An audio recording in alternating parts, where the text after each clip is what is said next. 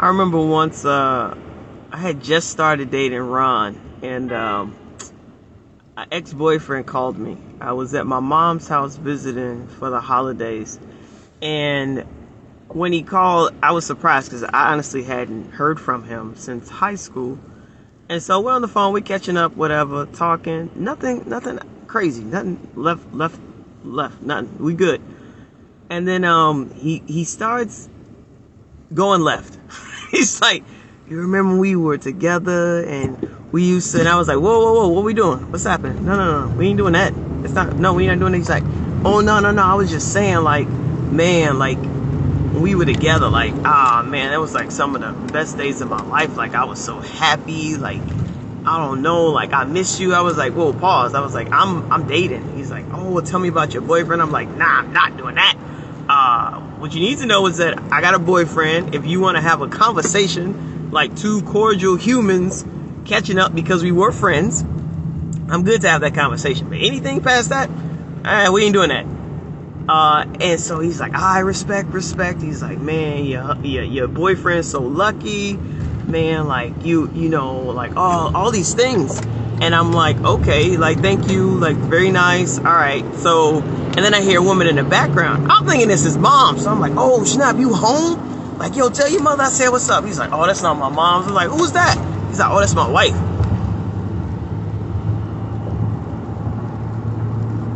No, you ain't sit on my phone. You whole married man. Talking about, oh, we was together. It was the best days of my life. You got a whole wife and other boy by. Get off my phone. But I got to thinking this morning. I'm on day 35 of Jackie Hill Perry's book, Upon Waking. And she makes mention of Lot's wife and how when they were leaving Sodom and Gomorrah, when they were leaving this sinful land, they were leaving this area of just wickedness, how even though she was being guided by angels, even though she was being taken by the hand, she looked back and she turned into a pillar of salt. And she said something I was like, yo, that's dope. Like, I don't know, it was just dope. She was like, it was ironic how she turned into a natural day preservative when she turned back in an effort to preserve her life. And I was like, wow.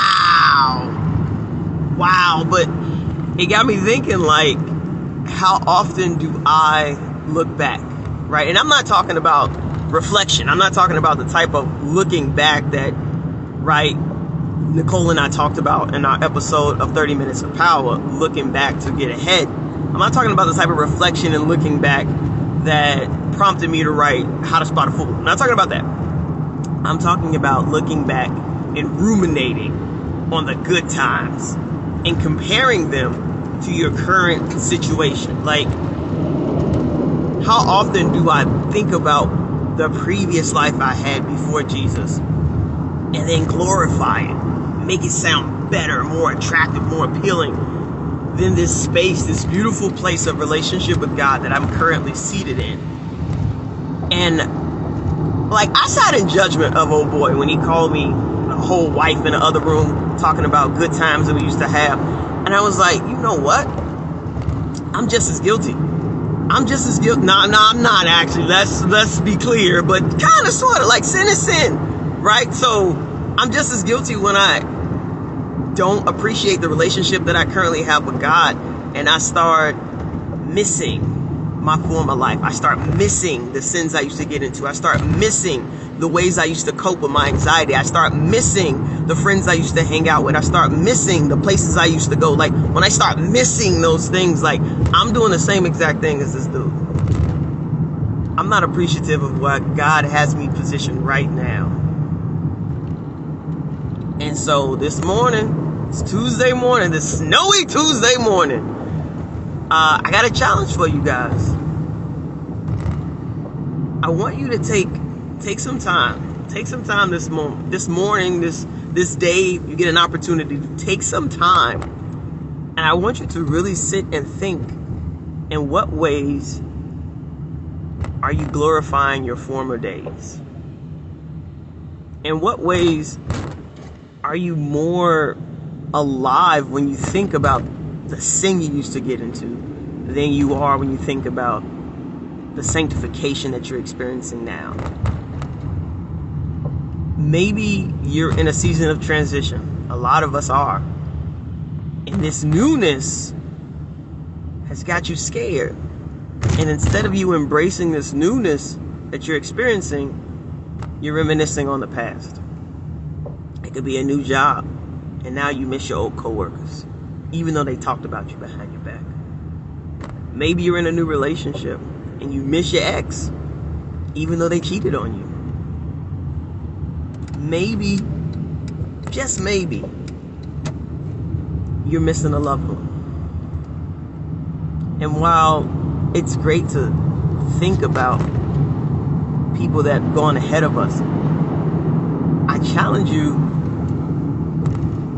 what about the joy that you can experience right now with the people who are still alive that you're missing out on?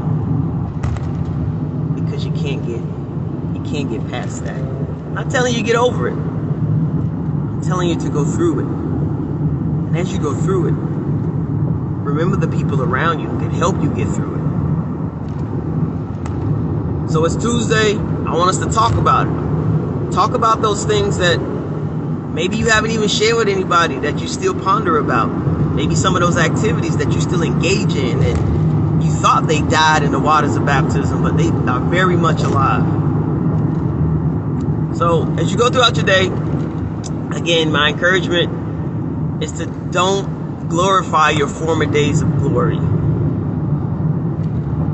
Instead, think about the glory that is to come when Christ returns. All right, people, we go ahead, get to work. You do the same. God bless. Till next time. Peace.